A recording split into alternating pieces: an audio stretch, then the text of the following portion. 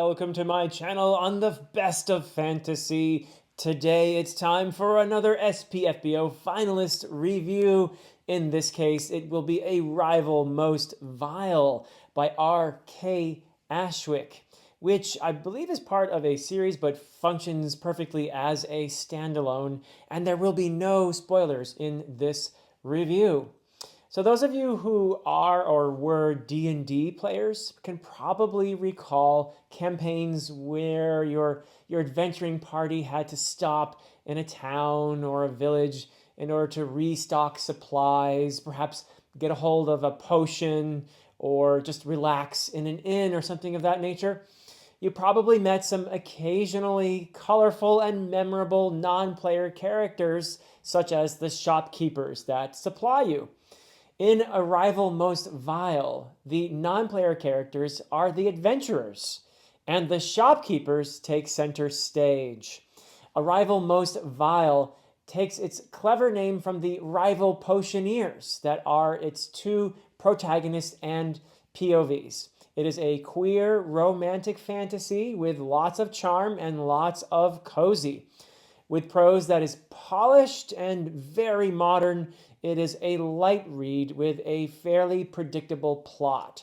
It would be easily read by most teens, even young teens, and there is no swearing, hardly any violence, very mild violence, and there is romance with little more than kissing on the page, and lots of cookies shared between friends.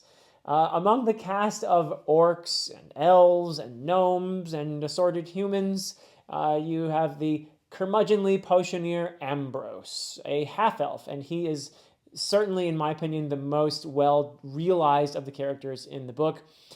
His backstory, I have to say, did create some interesting moments, some compelling storytelling here and there, mainly because of his struggles to relate to other people due to his isolated upbringing and abandonment.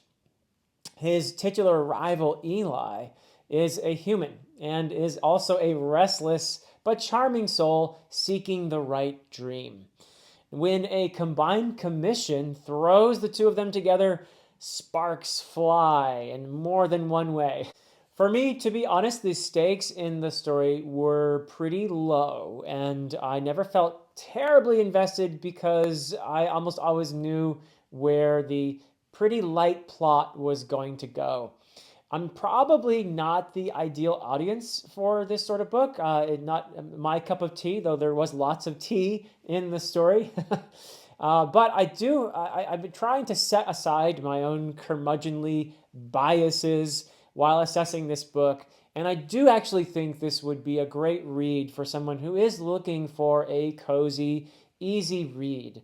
It's actually pretty lighthearted and you could say fun. It does not have a lot of description, very light on the world building, and as I said, also on the plot. But the characters are, I would say, though not terribly deep or developed, they are likable and even at times I would say lovable. There's some exploration of friendship, a little bit of exploration of depression, and some wonderful examples of friends being there for each other.